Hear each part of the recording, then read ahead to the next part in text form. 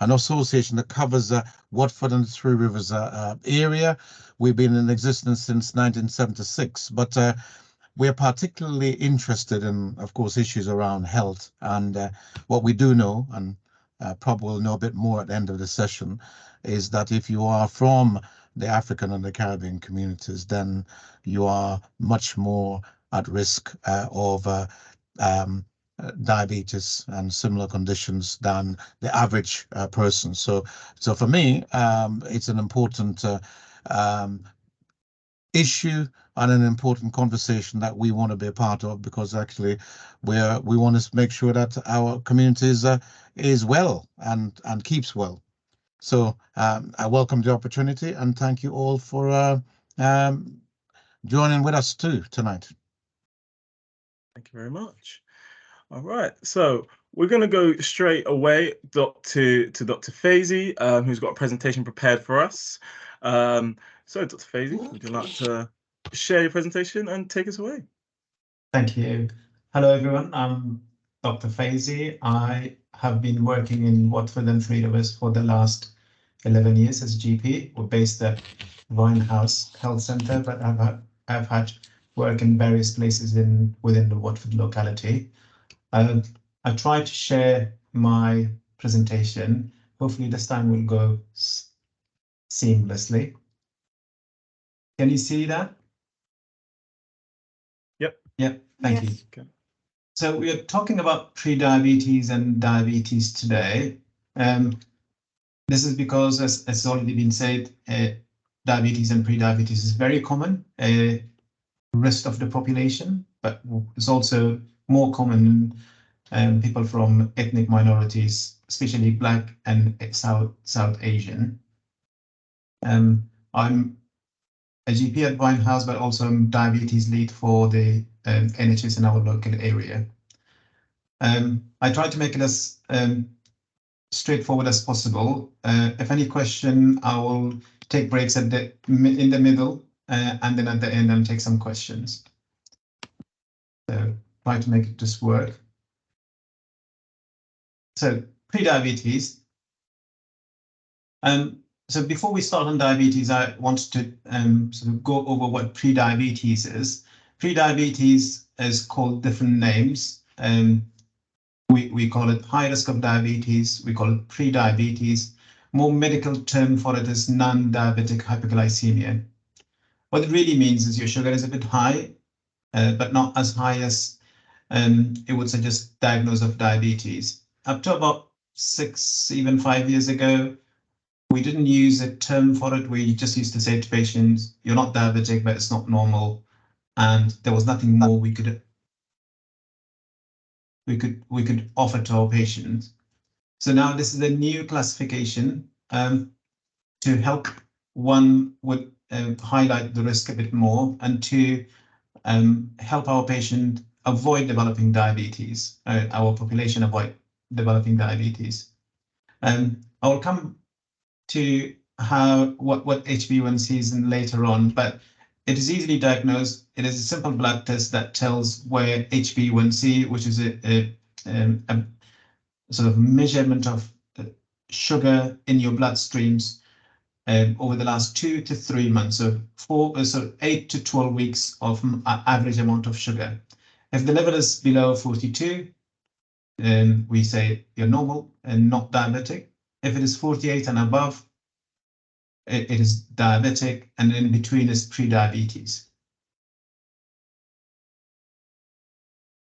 Now, before we go to diabetes and pre-diabetes, is just I wanted to explain how a food is broken down. I'm sure we will go to food and diet later on, but it's just a simple explanation of when we eat, anything we eat goes to our stomach. It is broken down there and in the first half of the intestine into glucose. That glucose then goes into bloodstream. From bloodstream, glucose needs to go into the cells that use them, mainly muscles, but also other part of the body. But it cannot enter the cells without the help of insulin. Insulin is produced by pancreas, which is that pinky colored organ. to sort of for our body to consume glucose, which gives us the energy, we need insulin. And pancreas produces them. So it really a combination of insulin and sort of insulin opened the door for glucose to go into the cells to give us our muscles the powers to do things, and also to reduce the amount of sugar in bloodstream. In a simpler term, then inside the cells where power is needed, we need glucose, but glucose cannot go into the cells without the help of insulin. Insulin in this picture, insulin is knocking the door, opening the door for glucose to get in. In diabetes and pre-diabetes, the pre-diabetes is an earlier stage of that. I'm talking about type 2 diabetes here, which we'll come back later on classification of diabetes. But in pre-diabetic patient, what really happens is our body is producing insulin that may not be enough of, or may not be, our body is not using the insulin effectively enough, or our body is too big that the amount of insulin we're producing is not enough. So either insulin is not enough or the insulin is not effective enough. The bad news is we've got a lot more pre-diabetic people now than even diabetes. And now in my surgery, where we're based in a village, it's called Atlas Langley, mostly low risk population, white Caucasian. We have got 7% of our patient diabetic, but we've got 13% of our patient pre-diabetic. So total 1 in 5 patient is either diabetic or pre-diabetic. Often those patients don't have any symptoms. And even at this stage, we know it starts damaging, increasing the risk for complications, including stroke, heart attack, problem with erectile function, problem with feet, and things like that. Who are at risk? Anybody who's overweight, unfortunately, anybody who does not do enough physical activity, anybody who have too many calories, so unhealthy diet, but also other risk factors that sometimes we cannot make any changes about. So if you're genetically more at risk, unfortunately, we can't change that. We can do other things like being more active, losing weight, but we cannot change who we are, and we cannot change the background. Also, individuals, there are some patients some develop diabetes during the pregnancy, but before the pregnancy they were well, and after the pregnancy they go back to being well. They are at increased risk of pre-diabetes and diabetes later on in life. As we get older, like any other condition, our risk increases. So over the age of 40 is another risk factor. So the good news is we can now get tested. Any practice in our area would be happy to check for risk of pre-diabetes and diabetes. Most of us now do online consultations. If in my practice, for example, in the PCN, the bunch of practices in my area, if you send an online consultation and say, can I get checked for diabetes, they would be more than happy to give you the forms you can take to hospital. But there's also 2 national schemes to help with this. One is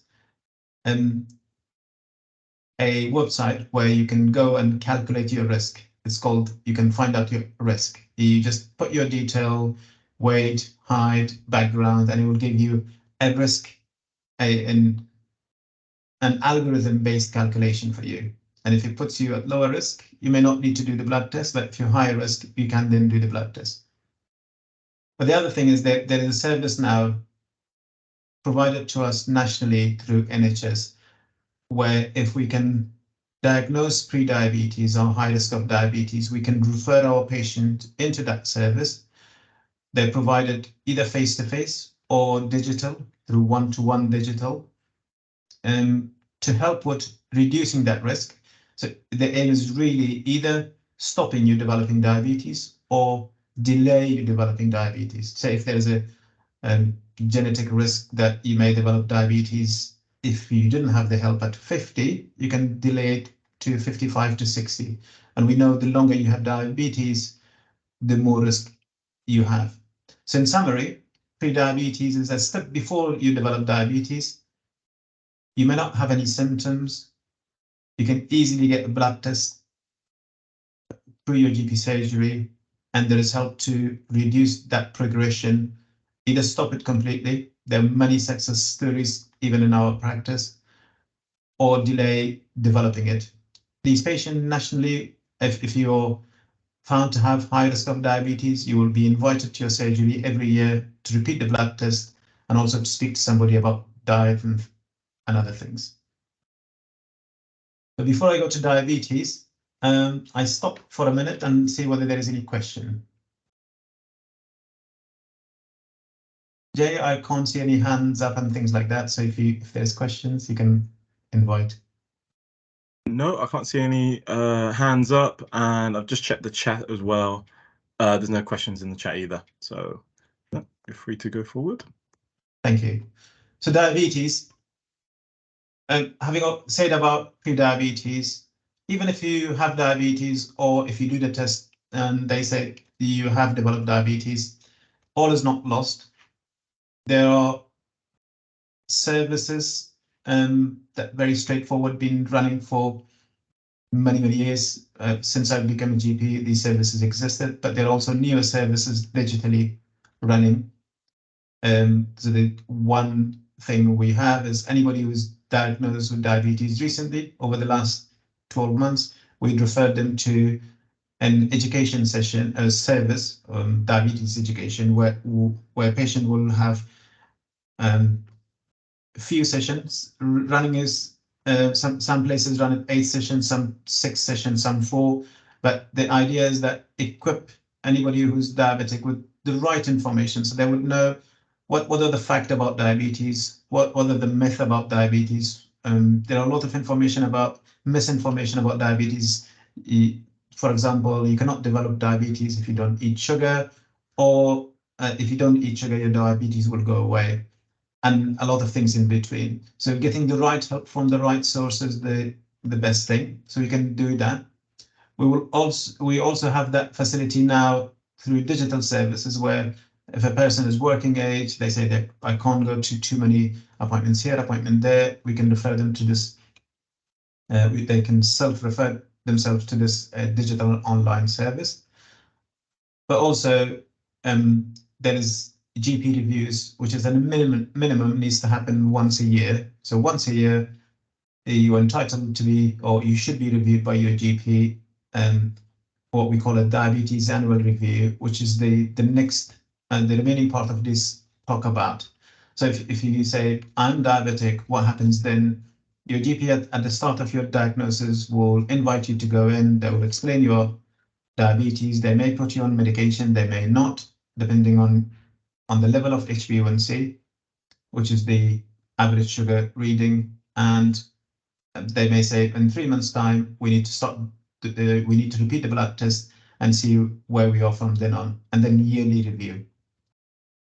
So we say we'll come back to diabetes. There are different types of diabetes. Not everybody has the same diabetes. Type 1, where the body the pancreas stop producing insulin, is a very different thing. It is not related to weight. In fact, most patients are underweight by the time they are diagnosed. Type 2 is the one we're going to talk about today, is where your body is resistant to insulin or not producing enough of the insulin.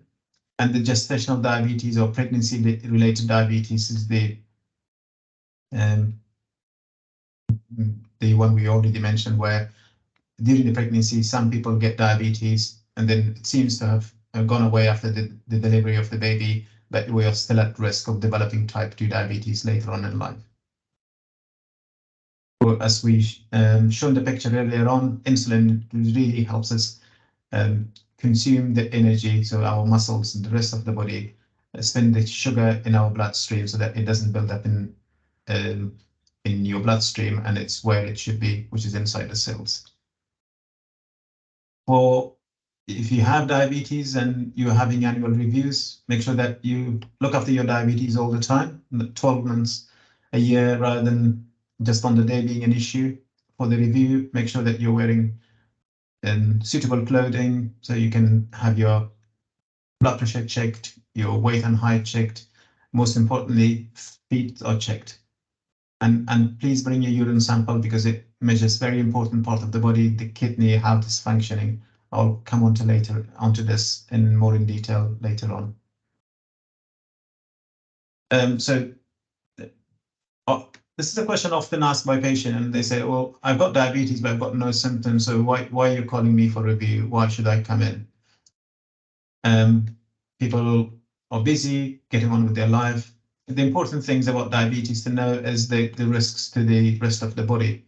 So the complications of it. I often start from the top of the head, say, problem, we're more at risk of developing stroke, loss of vision, problem with heart, kidneys, erectile dysfunction with the legs, loss of sort of developing ulcers, worst case scenario, amputations, unfortunately still happen. So we book medically, we put the sort of bigger arteries and smaller arteries. Some bigger arteries are the sort of problem with stroke, heart attack, then the eyes, the kidneys, and the nerves. And the nerves in the feet can be chronic pain, loss of sensation, numbness, not knowing, especially in the winter, not knowing and burning your feet. So the aim of the diabetes management really is controlling your blood sugar, slowing complications, and having your reviews. And that's why you need to have your reviews. In a typical review, in a year, every year, patients need to have, people with diabetes need to have at least 9 of these measurements and the 3 treatment targets. So we measure the weight, height, BMI, smoking, blood pressure, level of cholesterol, level of HbA1c, kidney function, check for urine to see whether they're leaking any protein, checking for their foot and see whether there is any risk, and checking that their eyes get checked in a specialist clinic. So we check weight and height and smoking status because these increases the risk, overall risk of complications, overall risk of sort of if somebody is diabetic and they're at risk of stroke, for example, smoking will make it even worse. So can we chip away at risk and reduce that risk even further? Blood pressure reading and cholesterol checks. We know there are 3 areas of treatment. If somebody is suffering from diabetes, 1 is bringing their sugar down, 2 bringing their blood pressure down, and 3 reducing their cholesterol. If we manage the risk for these 3, so if we bring the blood pressure down, we reduce cholesterol level, and we bring down the sugar level, the closer they are to a non-diabetic person, the smaller the risk is. HbA1c is what we discussed earlier on. So there's 2 types of blood tests for sugar. One, just the glucose reading. You can do that from tip of the finger or from the veins. That will show the amount of sugar at that minute, that point on the day. And then HbA1c, which measures the sugar attached to the red cells. Red cells normally live 100, 120 days in our body. So it is exposed to the amount of sugar during that time. So it gives us a good average of how one's blood sugar has been over the 8 to 12 week. There is 2 different ways of measuring it. One is called HbA1c in percentage, the other one in millimoles. So the old-fashioned way and new way. Most patients are used to the old way. So we mentioned earlier on 42 being the level over and above, you would be diagnosed with pre-diabetes. So 6 is equivalent to the old number for that. If somebody's sugar is 5.9, that their normal range. 6 to 6.4 would be pre-diabetes. 6.5 and above, they're diabetic. So if somebody's sugar, even if somebody's diabetic and their sugar is managed at 6.5, then their risks are, the complications are minimal.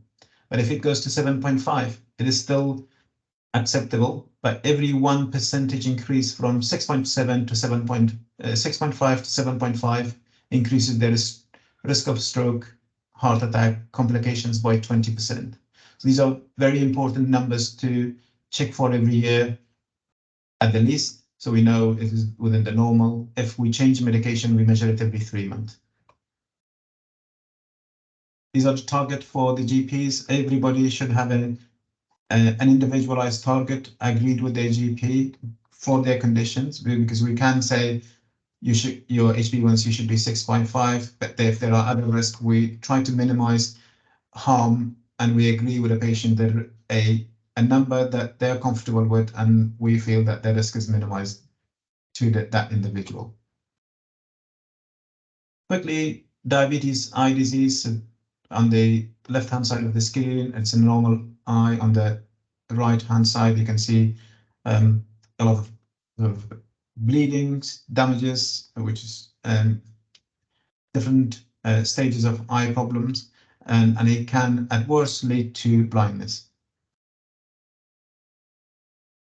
Complication with feet.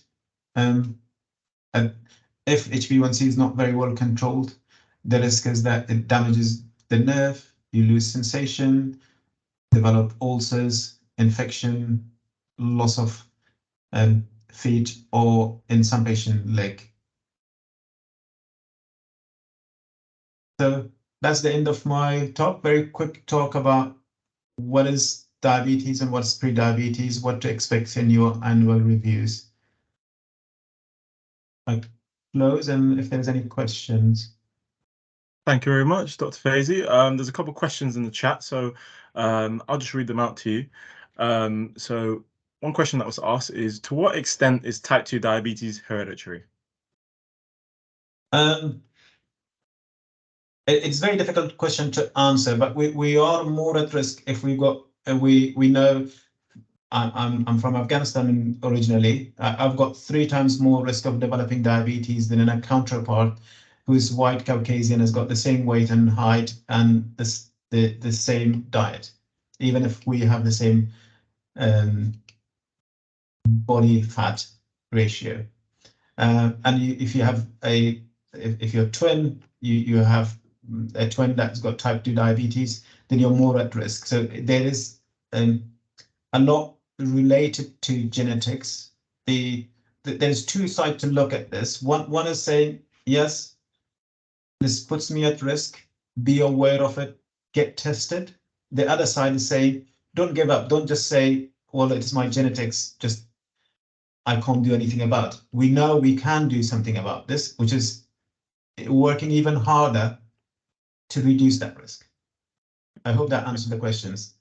Yeah, I definitely think so. Another question that we have here is, if you have, it says, if you are pre-diabetic, what can you do to prevent the move to becoming diabetic? So we'll leave out the nutritional side of that, because Salma's going to talk about that. But what other things do you think could be actionable? Yeah, I cannot recommend the diabetes prevention service highly enough. So my first thing would be seek help.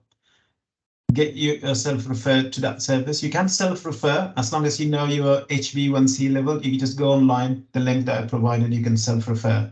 But practices will be more than happy to send you to that service. And I work with them. They have clinicians working in our local area. There will be face-to-face clinics in Watford, in Hemel. So that I will join them, and then the rest of it is just what we normally know. Easy to say, but difficult to do things, like making sure you're active, and you can start activity by a small amount. Don't have to stop running the next day. Eating healthy, which I leave to Salma, and also sometimes in in difficult things. And I was, and 4 years ago, I thought I was seeing a lot more patients with pre-diabetes and from the decades I was born. And I thought, if I don't do anything about this, I'm going to be diabetic. In 4 or 5 years' time, I will be developing diabetes. And I physically, I was the sort of worst person that I knew within my groups from childhood. I never done enough exercise, but I wanted to do this for my kids. I wanted to be there for them, being able to run around, for my grandkids, to be able to take them to this sort of seaside, just go to the park. And I started running. I started doing 5K within 8 weeks. From nothing, I did 5K. I ran by the canal now. 3 times a week, I do 5K, and it gives me a lot more enjoyment than just this. And I started doing that when I was 44, 45, having never done any meaningful exercise before. Thank you very much for sharing. And yeah, definitely, I think that's, a really strong point to put across, that is, it's never too late to make that positive change to your lifestyle. We've got one more one. How reversible is type 2 diabetes?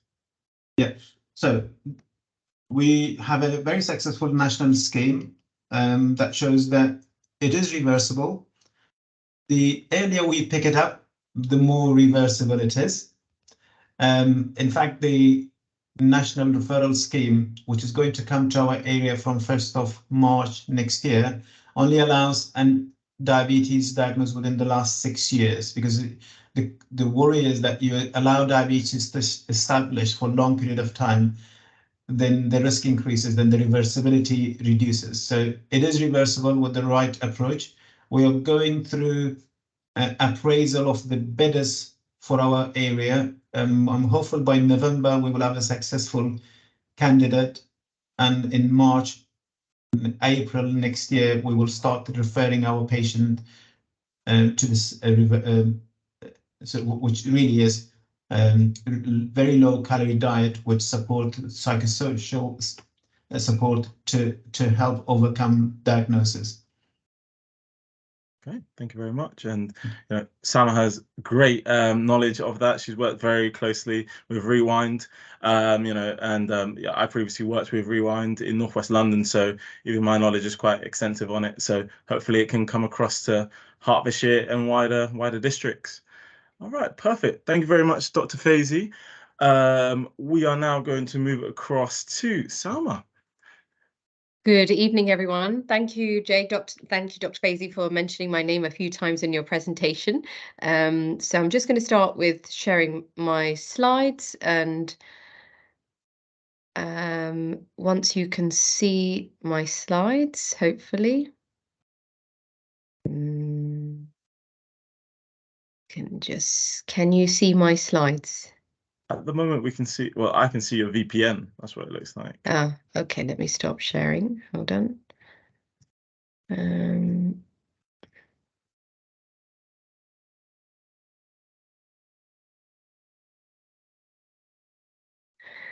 going to come off camera if that's okay, because then it speeds things up for my internet. And just going to share.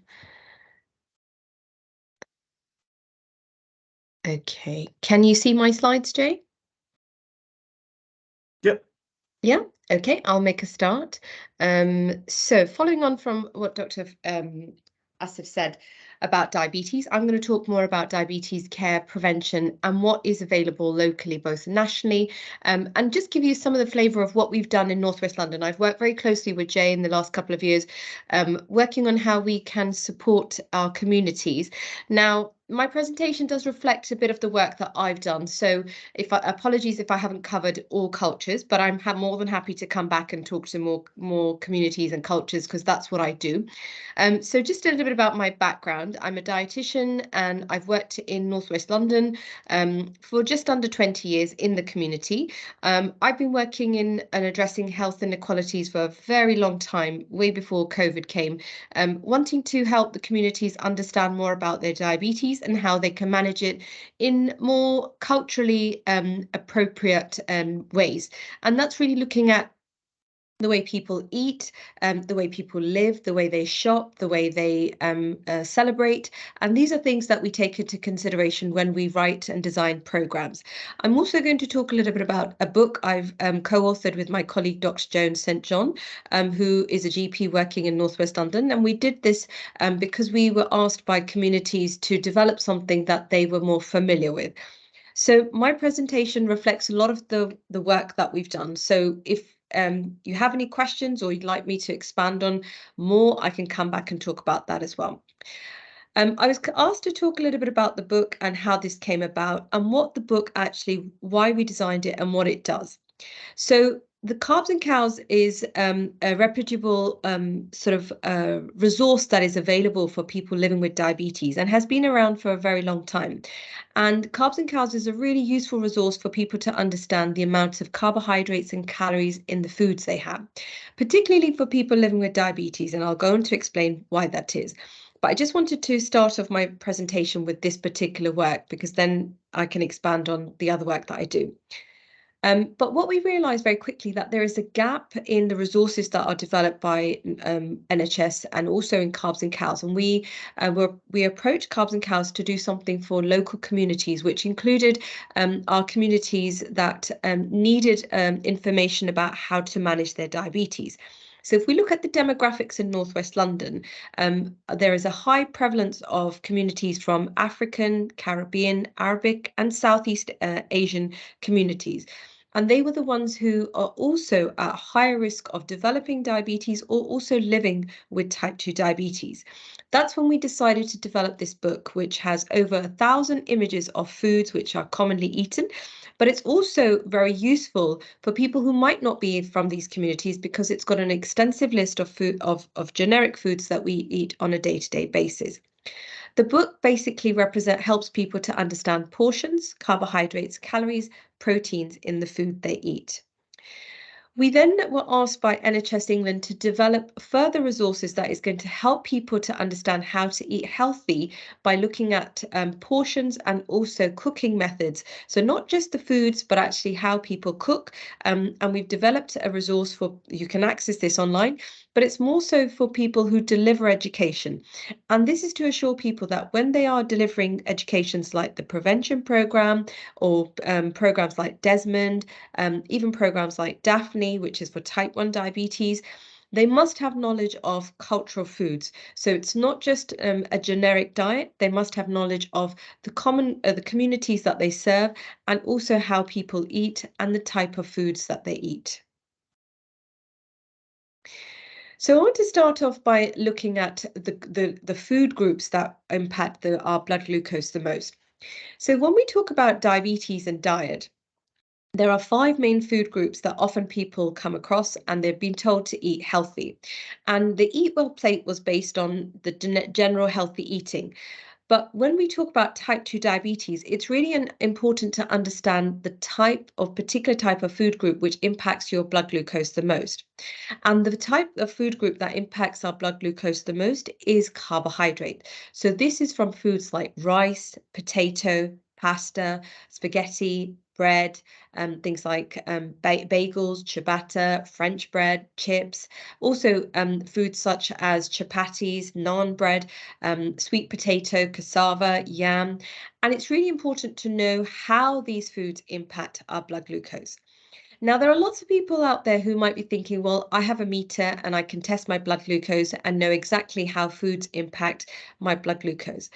But majority people living with type 2 diabetes might not necessarily know how much food they're consuming and how that impacts their blood glucose. And that's where the World Food Book comes into real visual, it sort of has a visual impact of people to understand how glucose is broken down into the bloodstream and how it impacts their blood glucose. So often people say, well, I don't eat much sugar in my diet. I don't take sugar in tea or coffee. I've cut out fizzy drinks. I don't have any sweets.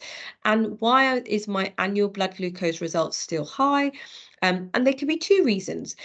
Like we said, we need to follow a good diet, a healthy lifestyle, or it could just simply mean that our body is not producing enough insulin. But sometimes we also don't recognize how much carbohydrate we need or we should be eating. When we consume too much carbohydrate and don't necessarily use up this energy, like Dr. Faizy said, that he goes running every week and his body uses up, the first source of energy his body uses up is from glucose, and that glucose comes from foods like rice. But if he was not to exercise and he continued to consume the same amount of carbohydrates every day, that carbohydrate can then turn into fat because our body is not using it. And we generally start putting on a more weight. And that's where the portion control is really important to understand. So if you were to open up the World Food Book, it will help you identify what is a small, medium, and large portion of the foods that you should be eating and how much glucose is in that food. So then you can make that informed decision about how much carbohydrate you should be eating and what your portions should look like. Can you, Jay, can I just confirm you can see my slides moving? Yep, Yes, correct. they're moving. Yeah. Yeah, because sometimes moving. I'm talking and it's on slide 1. So moving on, so what we've done is that we've shown individual components of food. So looking at when you eat things like naan bread or chapati or a dumpling, or if you're having foods like bread, chips or rice, it will show you exactly how the difference in portions has an impact on your blood glucose. So I'm just going to give you a minute to just absorb the pictures here. If you look at having a small portion and how it compares to have a large portion, you can see you don't have to look at the numbers, just from looking at the sugar icons, it can immediately show you how different portions can have a significant impact on your blood glucose. Often when I'm sitting in clinic, people say, well, I don't know the difference between carbohydrate and calories, and I'm really confused on what I should be following. Should I be eating less calories or should I be eating less carbohydrates? And the most important thing here to remember is that we want you to help to manage your diabetes. The way you can do that is through understanding where the carbohydrates are coming from. Once you've understood where your carbohydrates are from, you can then make that choice about reducing the portions. If you are thinking about weight management, there are lots of different methods that you can adopt to lose weight.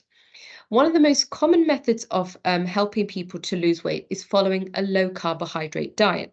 And that's also approved by organisations such as Diabetes UK, the British Diabetes Dietetic Association. And it's quite safe to follow a diet where you will be eating less than 130 grams of carbohydrate per day. But we don't want to confuse people and we don't want to overwhelm people with numbers. What we want to do is show them where the carbohydrate come from and how they can reduce their portions in order to improve their blood glucose control. So just to give you an example, I've brought a traditional anybody could enjoy a Caribbean meal or a meal with fish and some rice. So if you look on towards my left, you have an image which shows quite a lot of blood glucose icons here. So you're probably thinking, where is the carbohydrate coming from? Where is this glucose coming from, which makes this meal quite high carbohydrate? And in this meal, the carbohydrates are coming from foods such as green banana, dumplings, and also a little bit in things like sauces and coating.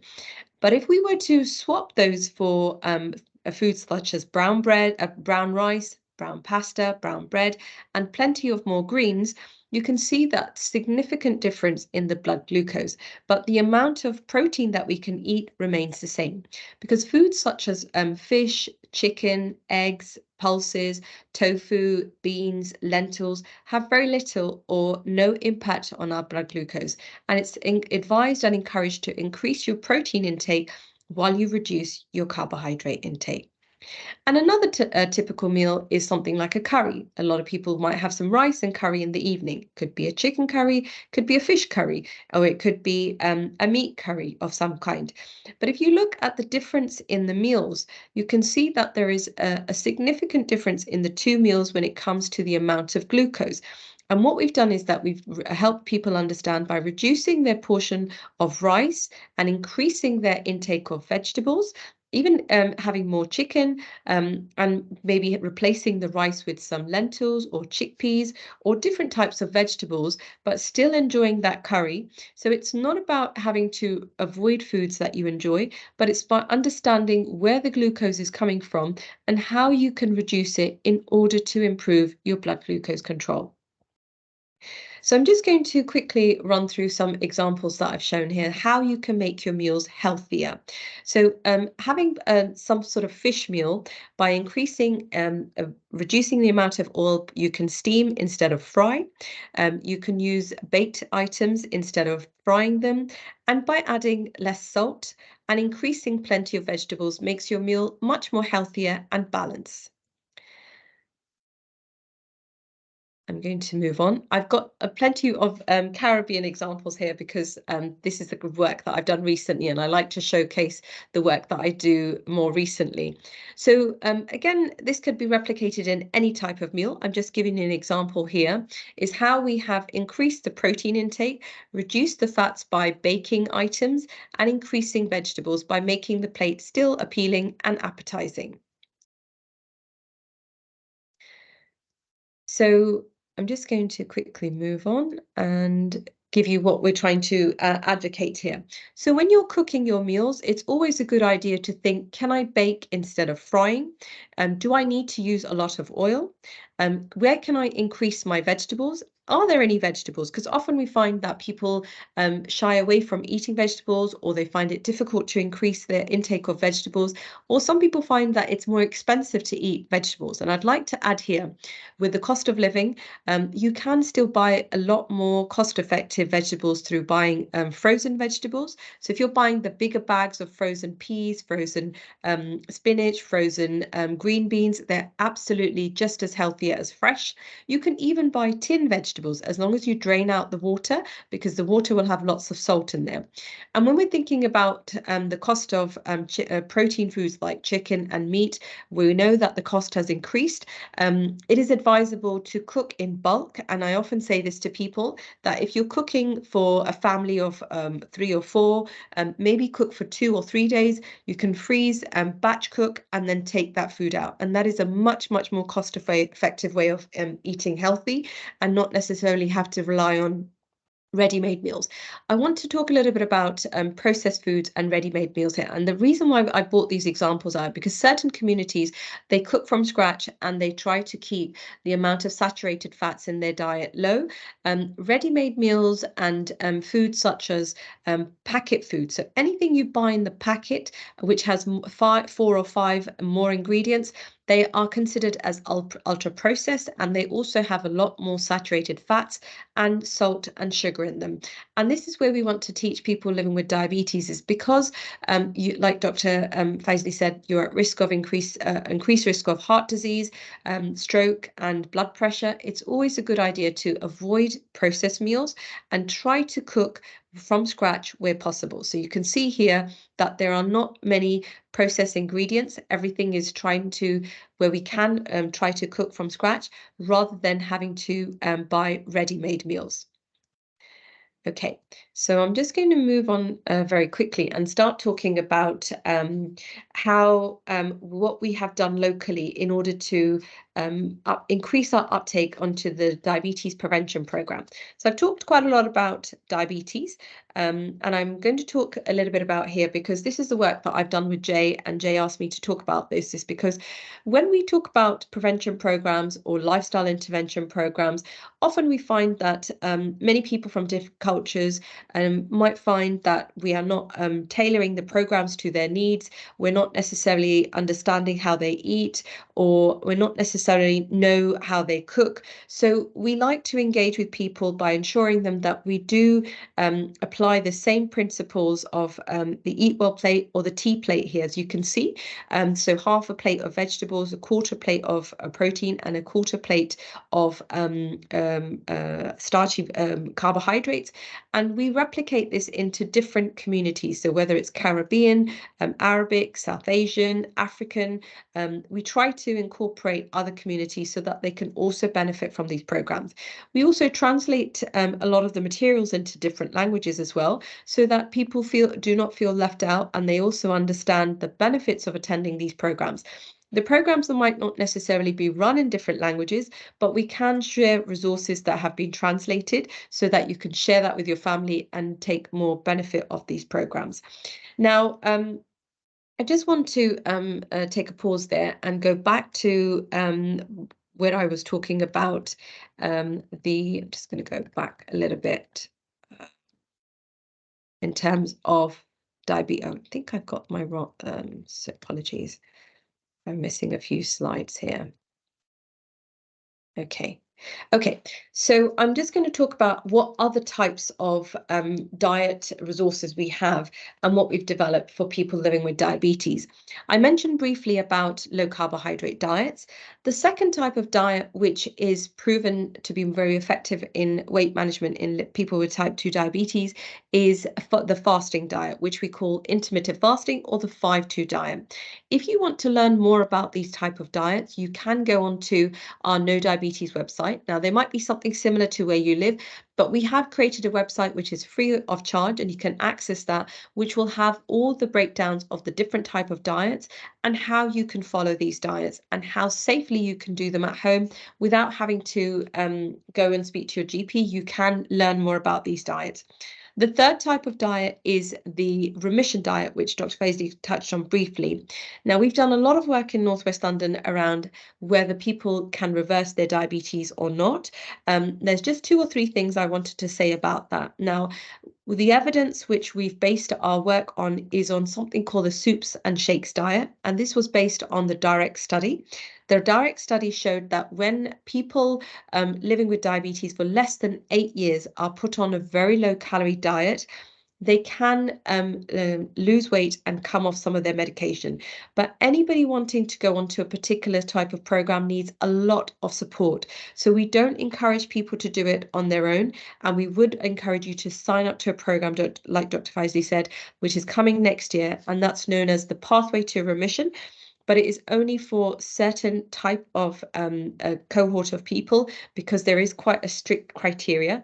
But if you find something online, I wouldn't encourage you to follow it yourself, because there are lots of risks associated with it, and it takes a lot of monitoring and follow-ups from healthcare professionals to ensure that you are safe when you follow these diets and these programs. So just very touching on how people where English is not their first language and where they can learn more about diabetes care.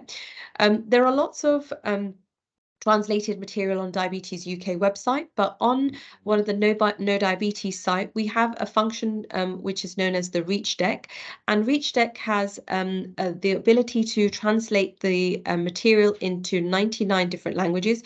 So anybody thinking, well, I'm not sure if they know which language I speak, I'm pretty sure we've catered for most of the languages spoken in Northwest London. And this is a really useful feature for anybody wanting to learn more in different languages.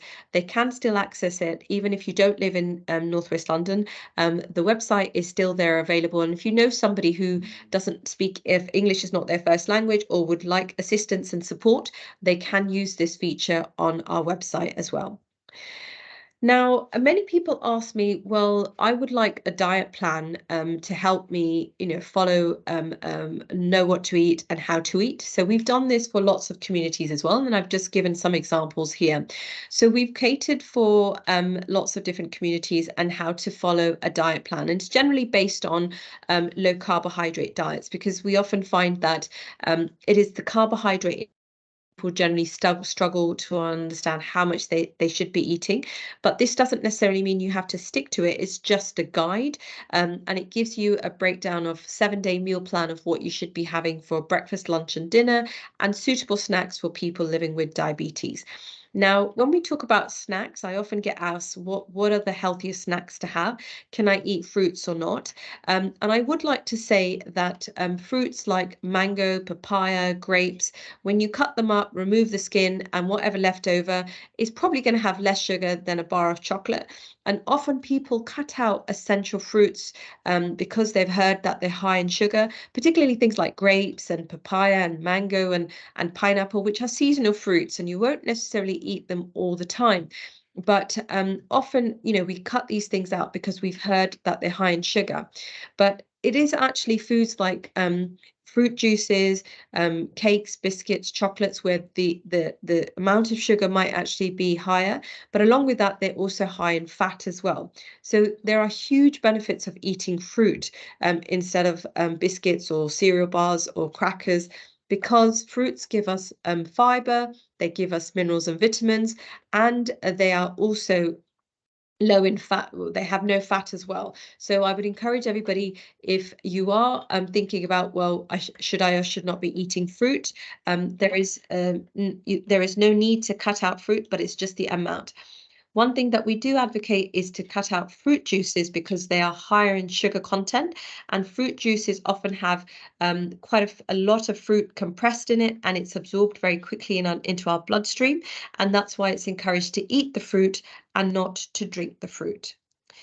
So if you go onto our website and the No Diabetes website, you can navigate onto the website and you might find some meal plans that are suitable for you. We've also got meal plans on eating low on a budget, which helps people understand how they can eat healthy with diabetes on a low budget.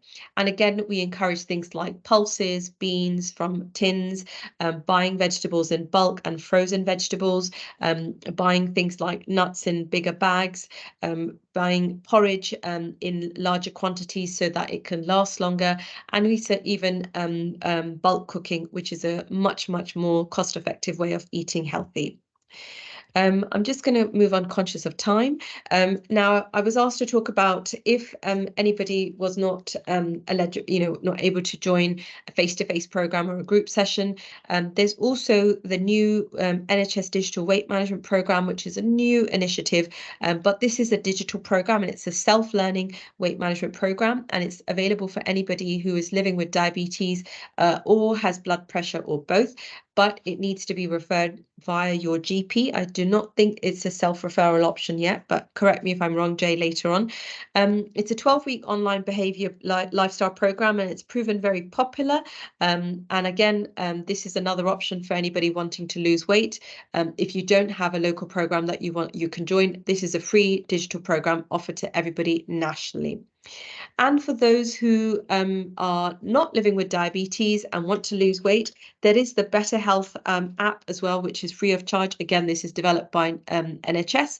And again, it gives you lots of advice around eating well, eating healthy, lots of meal plans, culturally appropriate, how to get more active, talks about alcohol and smoking. So it's a general lifestyle healthy eating app, which you can download on your phones.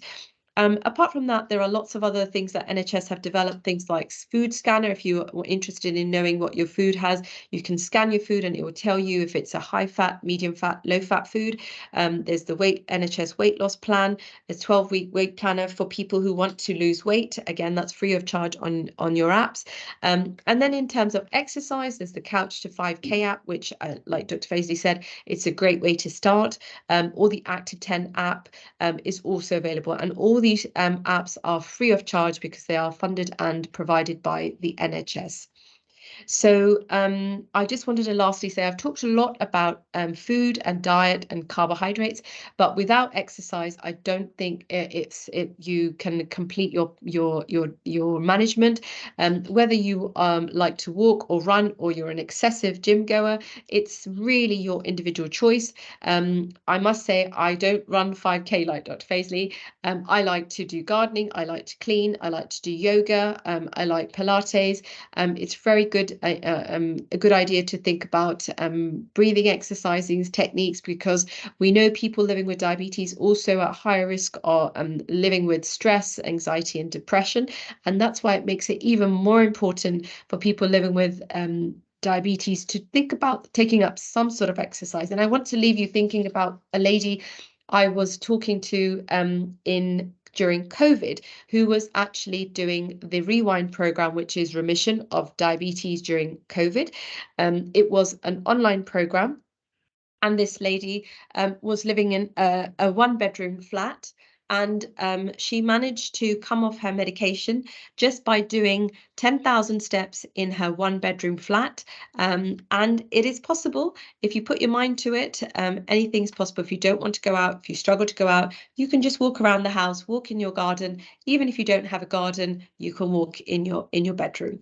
So I think it's really important to set your goals, be realistic. I've left you with some information about the programs. There are lots of things available locally on Diabetes UK, No Diabetes website. And if you're not able to access the No Diabetes website, please have a look at the national programs for diabetes and for prevention. I do apologize if I've rushed and I've given you a lot of information, but I had to say quite a lot in the 20 minutes I had. So I'm just going to put my camera back on and take any questions. Thank you so much, Salma. That was, very informative. I think we all would have learned something there. There was something for everyone, whether it was No Diabetes resources, whether it was actionable things, whether it was apps that you can download on your phone. So, thank you so much. There were a couple questions in the chat. So I'll read a couple of them out to you. So the first one was, where is it? Sorry. So yeah, is the suggested rice portion cooked or uncooked? That was the first Okay, question. so everything that I've shown today was cooked, not uncooked, because when you have an uncooked portion and you cook it, the weight increases. So the portions that we've showed you and I showed you today were cooked, not uncooked, because if that was the uncooked portion, it would be a full plate. So I know some people are thinking that's a very small portion. It takes a couple of weeks for you to change your portion guide and your palate. So if you gradually reduce your portion of rice, increase your protein, increase your vegetables, it will help. But if you struggle to cut down on your rice, then maybe not, or carbohydrate. The other technique is maybe not cook carbohydrates every day. Maybe have a day or a meal without carbohydrates, and then it becomes much easier if you really struggle to cut down on the portions. Okay, perfect. Next one is palm oil, coconut oil compared to vegetable oil. So I assume other types of seed oils might come under that. That's right. So there are two types of fats. There are good fats and there are saturated fats. Now, most of the fats that we eat come under the good fat family. I'm not going to talk about too much of the fats family. There are three different type of oils. So there you've got your monounsaturated, saturated, and your polyunsaturated fats. Now, when it comes to oils, I am very mindful of the economic situation we're in, how we cook, how we live, how people in larger families cook. I always say to people, try not to be too worried and obsessed about the type of fat. Just remember, whichever oil you choose to use, whether it's vegetable oil, whether it's sunflower, whether it's olive oil, whether it's rapeseed, just try to reduce the quantity, because all oils are high in calorie. The better type of oils are olive and rapeseed based because they are monounsaturated based. And coconut oil is saturated, but it is a pure source of saturated fat. Now, it is the trans fats what we want people to move away from. And most processed foods will have trans fats, but the oils that we use are absolutely fine. So please don't be too worried about which type of oil you should be eating. As long as you can reduce the amount of oil you use in cooking, frying, whether it's in rice or curries, or whether you're frying fish, if you can cut down on your oil, you're going to cut down on your calories significantly. But today's topic, I focus more around carbohydrates because that's what really we need to teach people around when we're managing our diabetes. But when we do a generic healthy eating, then we can talk more about the type of oils and which is the better type of oils. Amazing. Thank you very much. Thanks for clearing that up. Maybe the last one, or actually maybe we've got time for two more. So is there any difference on the timing of eating and the impact that would have on blood sugar? Okay, I briefly touched on the 5-2 diet. There is an impact. Now, if you were to eat, if you were to have a longer fasting period, so you had a longer break without eating, that has an impact on your the amount of insulin your body releases. And there is evidence to show that when you fast for a longer period of time, you're not producing as much insulin, you start breaking down fats, and that helps you lose weight. But in terms of whether you start eating in the morning or you start eating in the evening, there is no difference. It will make no difference to your metabolic rates, etc. But what will make a difference is if you stop eating earlier on in the evening. Let's say you started eating at breakfast and you try to bring your meals slightly earlier so that you have a longer, faster fasting time. But if you were to start having lunch and dinner and again had a longer window of fasting, that would just be just as effective. But if the question is around, you know, if I eat more for breakfast and if I eat less for dinner, that makes no difference to the management of your diabetes. Amazing. Thank you very much. Unless anyone else had any other questions, I had a quick presentation, which was literally just 5 slides. Sorry, Jay, there's a couple of questions. I know somebody's asked me to ask one of these. One was about alcohol, but the second one was for me, which is about, you mentioned fruit juices. What about coconut water?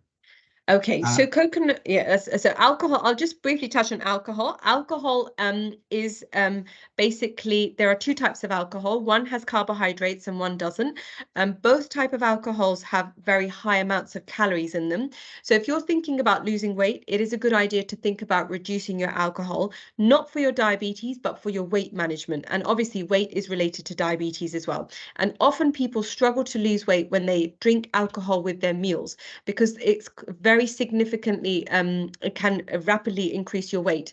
But if you were to just try to reduce the alcohol content with your meals, it will reduce your weight, because you'll be surprised how much calories is in a glass of wine or a lager, and that can quite quickly help you assist with weight loss.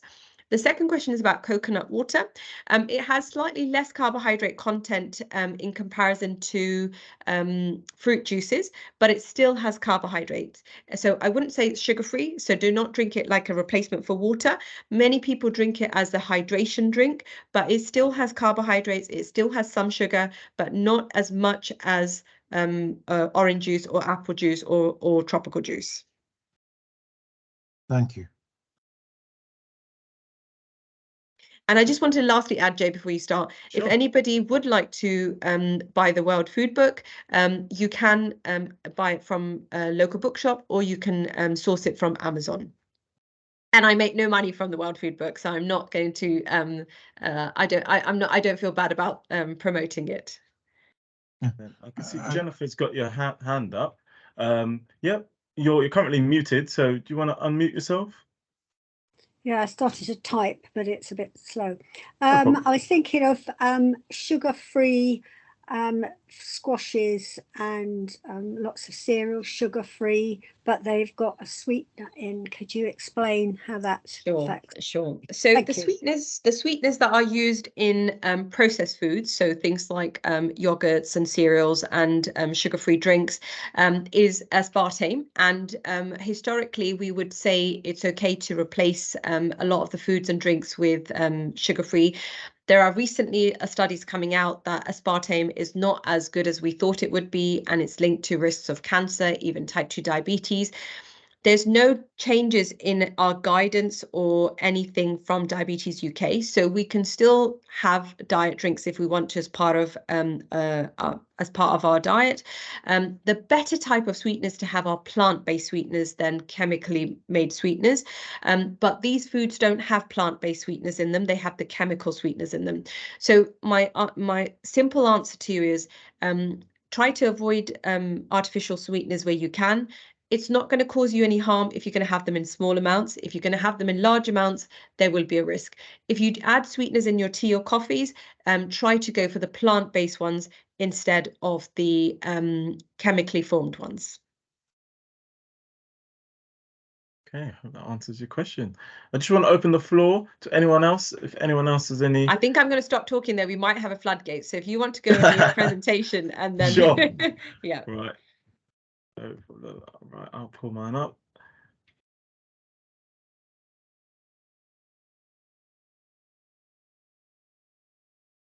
Right. Can you guys see that? Has it come Yeah. through on your side? That's Yeah. Okay, lovely.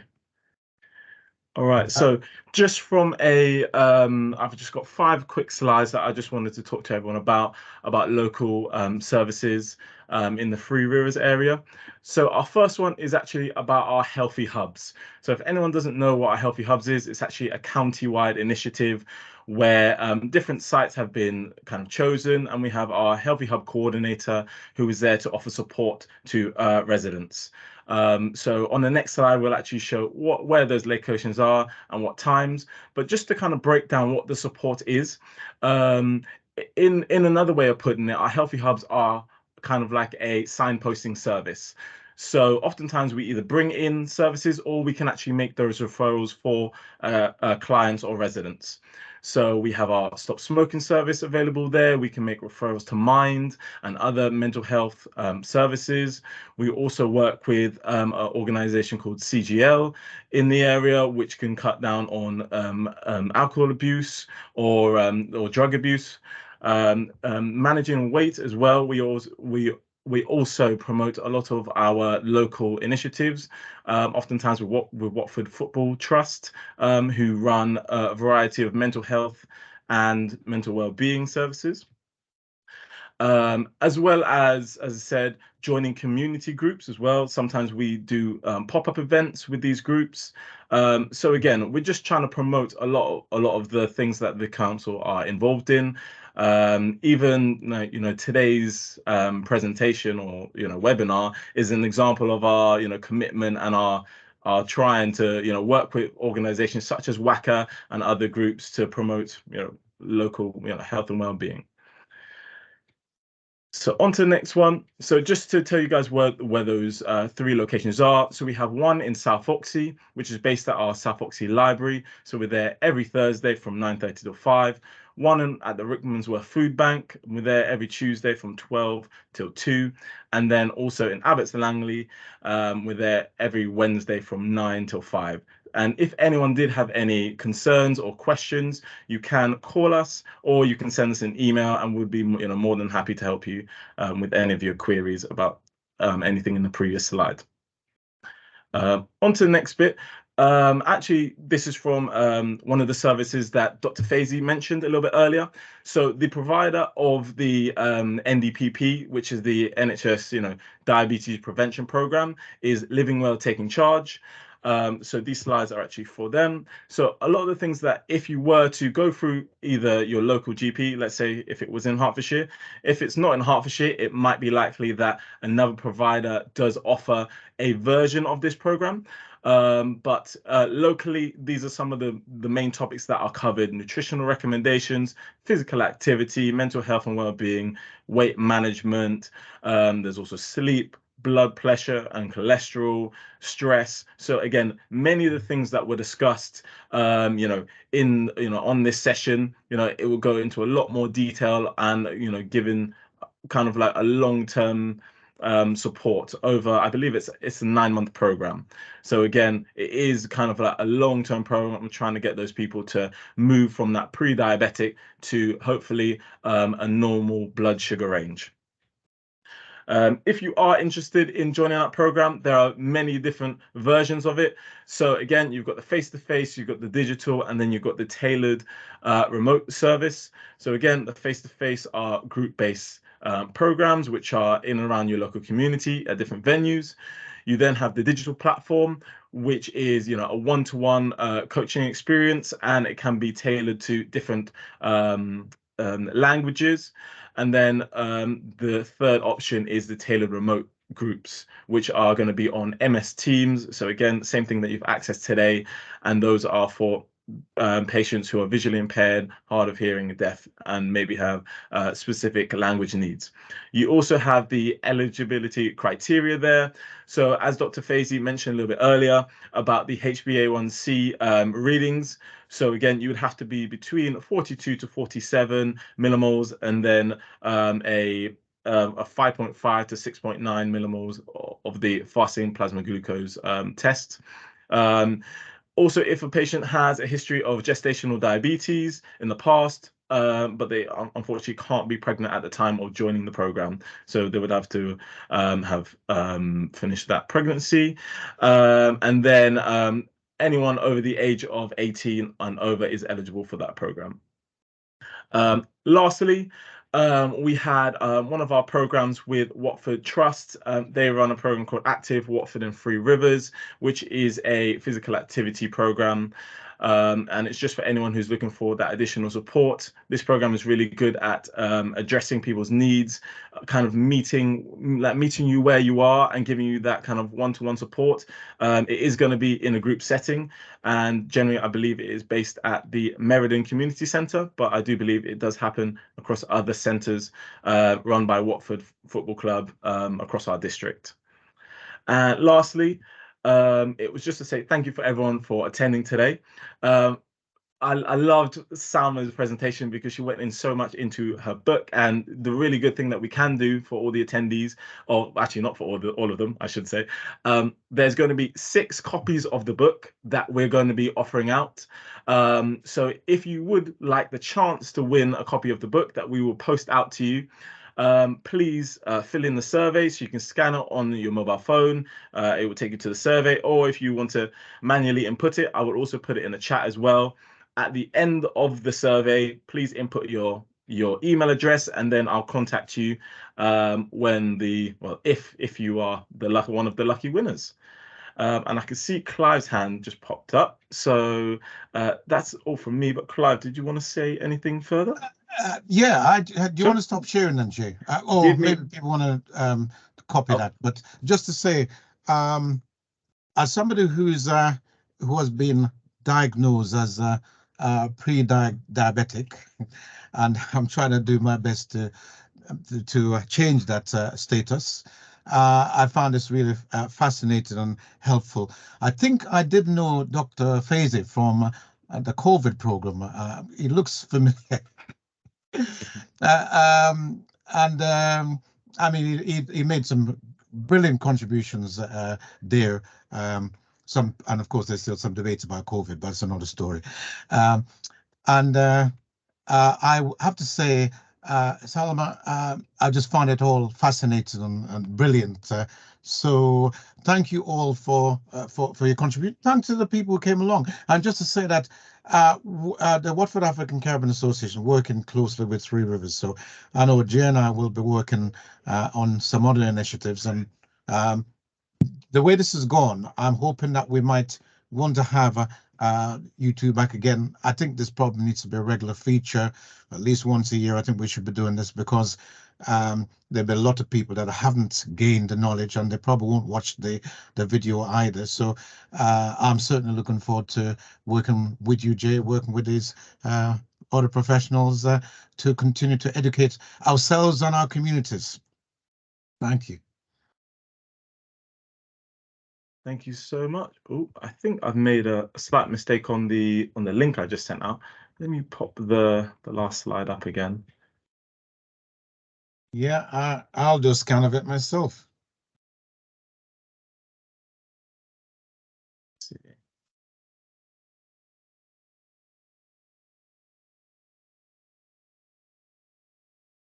Yeah, I've got it. Okay, if you scan it, it definitely comes through. Yes, it has. Yes. Does that mean we can also get a copy of the recording then, Jay? Because I see it says copy of that webinar. Definitely, I will get that circulated to everyone who has attended. I'm just going to stop recording now, actually. Then